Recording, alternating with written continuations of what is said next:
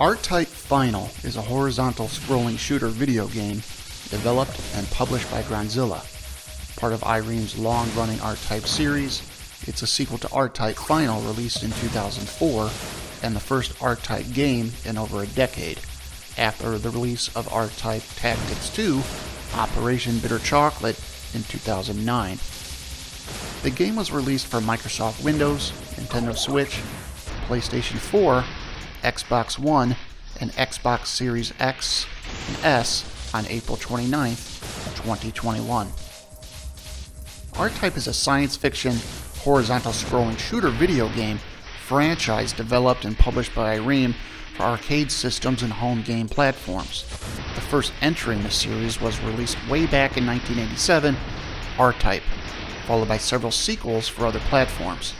10 games in total have been released in the series, and gameplay centers on an intergalactic war between humans and the Bido, a powerful extraterrestrial race that are made from both biological life forms and mechanical structures.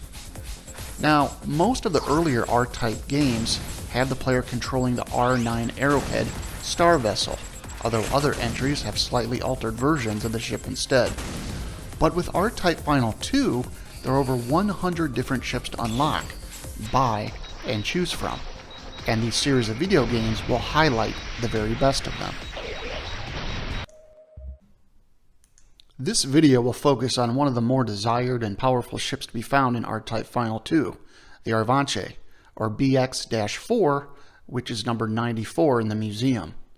The Arvanche is classified as a Bido-type craft, which is a new type of craft constructed based on those used by the mysterious organisms that threaten humanity.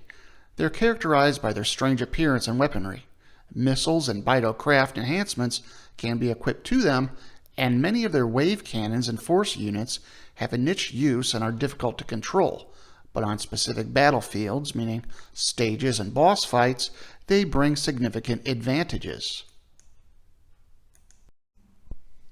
Overall, the Arvanche comes with a scale wave cannon, 2 loop max, a scale force type, an eyeball bit, a shadow bit, and 3 different types of missiles: an eyeball homing missile, an eyeball depth bomb, and an eyeball scatter bomb. This video will detail each and show you how powerful and useful the Arvanche can be when it comes to getting through the many difficult stages in R-Type Final 2. Now, let's get into the details here of what this great ship has to offer. So first, let's discuss wave cannons and what they even are. The wave cannon is a core feature of R-Type. Though not quite as uniquely identifying as the Force, it's still one of the defining features of flying an R-craft. The wave cannon is an energy-based weapon that has been modified into many forms, often appropriate to the design and function of the ship that carries it. It's a standard feature in some form or another on every R-craft in the Space Corps, and thus there are many different kinds of wave cannons. When charging a wave cannon, the pilot must forego firing the main weapons, both the Vulcan cannon and any applicable force weapons, though missiles will continue to fire, and fly defensively until the charge has reached the desired limit. The pilot is committed to firing the wave cannon once the charge sequence has started. There's no way to cancel it short of ship destruction or firing the weapon. Since most missions present a target-rich environment, however, this is rarely a concern. Part of mastering an R-craft is knowing how its wave cannon works and when best to use it. Note that a wave cannon can be fired at any point during the charge sequence. Even at 50% charge, a wave cannon shot can pack a good punch and often pierce weak targets. Typically, each R-craft will possess a single wave cannon, but exceptions do exist. In R-Type Final, every wave cannon has a number of loops. A loop is when the beam bar is filled all the way. If more loops are available, continuing to charge the wave cannon will fill the beam bar again, increasing the energy of the wave cannon shot. The pilot will know when the maximum loop has been achieved when the wave meter flashes. Although it takes a long time, with certain wave cannons it is possible to charge a beam so powerful that it can even kill bosses in a single blast. The most common number of loops is 2, but the number varies between 1 and 4, with a single wave cannon having 7 loops. The loops are labeled beam, High, Strong, Great, Special, Devil, and Bido. Most wave cannons are unique to, at best, a small group of ships in the R series. However, the fully customizable R-99 Last Dancer, R-100 Curtain Call, and the R-101 Grand Finale can equip any wave cannon. Now, in R-Type Final 2, the Arvanche uses a scale wave cannon, which is a 2-loop max type of wave cannon. This is a powerful Bido weapon, and when the charge is at full capacity, the energy reaches a mature phase and is then discharged. Upon contact, scale-shaped energy projectiles are sprayed, inflicting damage upon the enemy. The Force unit is a defining feature of R-Type. It's a pilot-controlled satellite unit created by Bido Tissue. A Force unit typically consists of a glowing orange sphere with a number of control rods attached. The Force, like its cousin the Bit device, is virtually indestructible and damages whatever it contacts. Pilots should be warned that whatever an attached Force doesn't eat will pass right through it. It contains a catalyst function that converts injected energy into different waveforms. The Force is R-Type's most famous and unique innovation. Described as an indestructible living weapon, it is a glowing, often spherical pod that can be attached to almost any Space Corps ship. It is fashioned out of Bido cells that are captured in the embryonic stages, which are then grown as per specifications to what type of Force it will be. In the R-Type series alone, there are over 50 different varieties of Forces. Force units allow the pilot to focus different waveforms through it in order to create offensive beams. The type of beam depends on the color of the laser crystal. When launched independent of the spacecraft, each Force operates on its own artificial intelligence, if it possesses one. Though no longer actively controlled, a skilled pilot can learn how a Force that is attached acts and use that to an advantage. Forces are gained by first obtaining a laser crystal power-up. This summons an embryonic Force device.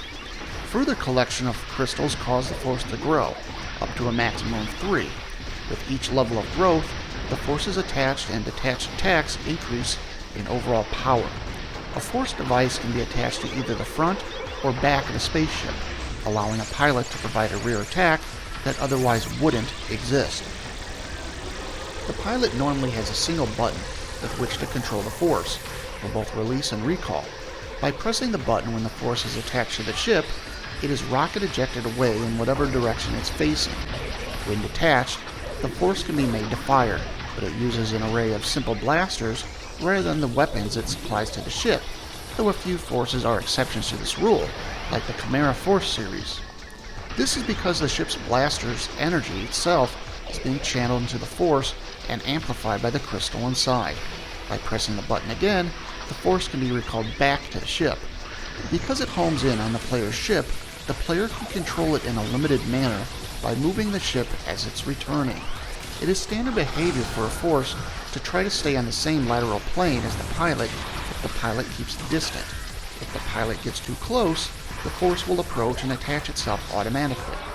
Should the pilot switch sides, the Force will as well, unless the pilot closes for docking, in which case the Force will generally approach the pilot's ship once it's close enough in order to speed the process along. The Force also, importantly, acts as a shield. It is indestructible and can block normal energy weapons, such as Bido shots. It can also damage or destroy enemies by collision. Even though Force units are massive objects that are normally attached to the front of an aircraft, predictive visual software within the craft remove it from sight when otherwise it would block the pilot's viewpoint. In R-Type Final 2, the Arvanche uses a scale Force type, which is a Force made from Bido organisms. The exterior is completely covered with scales from Bido organisms, and they can regenerate after taking damage. The control rod manages all scales and can be used to detach scales as bullets. The red Force is the scale shot, the blue Force is the scale blaster, and the yellow Force is the scale lancer. A bit device is a satellite weapon that is placed above and below a spacecraft. There are several varieties of bits, with the bulk not appearing until R-Type Final. In most configurations, a bit device is a sphere that complacently rotates. It's composed of similar energy as that of a Force. Though wholly man-made, and shares the nigh invincibility of that unit. A bit device cannot be destroyed by normal means, and damages whatever it touches. The bit conductor mounted on aircrafts allow control of the device. Like other aspects in the series, the bit devices have been called other things, such as pit and plasmo. Unlike a force, bit devices cannot be detached from their places unless it's part of an attack. Only 2 bits can be mounted at once, collected one at a time, though exceptions do exist. And both are always of the same type. A bit's primary function is that of defense, to protect the craft against vital shots and contact by minor enemies. The standard bit seen in most missions can also fire shots, particular laser crystals equipped, and sometimes both bits are required. It deals less damage than a force, but still has enough stopping power to give a pilot time to get away from more serious threats. There are 12 different types of bit devices throughout the R-Type series: Blue Pod, Chimera Bit, Eyeball Bit, Green Pod, Mr. Heli Bit, Psy Bit, Psy Bit Plus, Red Pod Round Bit, Shadow Bit, Shield Bit, and the Yellow Pod. In R-Type Final 2, the Arvanche uses what's known as an eyeball bit, which was developed to solve the compatibility problem that arose between fighters from the Biosynthesis project and previous bit devices. Additionally, the Arvanche can also use a shadow bit, which is based on the round bit.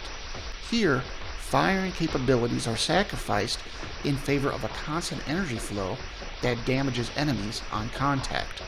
By sharply maneuvering his fighter through space, the pilot can force the bit to serve as a support weapon. Missiles are common ballistic weapons in the R-Type missions, adding auto-firing missiles to the ship's offense. This entry also refers to ordnance that acts more like bombs. These weapons are fire and forget in that they cannot be controlled by the pilot once launched.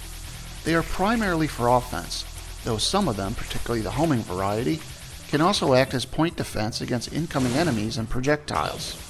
Once missiles are acquired, they have infinite ammo. Most aircraft have a small number of missile options that they can be deployed with, typically between 2 and 3, but variants do exist. Once deployed, the missile type cannot be changed, so careful thought regarding which missile best complements the ship's force, wave cannon, and bit devices must be considered. In R-Type Final 2, the Arvanche comes with 3 missile types: the Eyeball Homing Missile, the Eyeball Depth Bomb, and the Eyeball Scatter Bomb. The Eyeball Homing Missile was developed to be compatible with bio-derived fighters. Functions are nearly identical to that of the homing missile. The Eyeball Depth Bomb is a drop bomb for bio craft, which allows for faster drop rates than conventional depth bombs on contact with the enemy. And the Eyeball Scatter Bomb is a cluster bomb that scatters on landing, releasing destructive energy.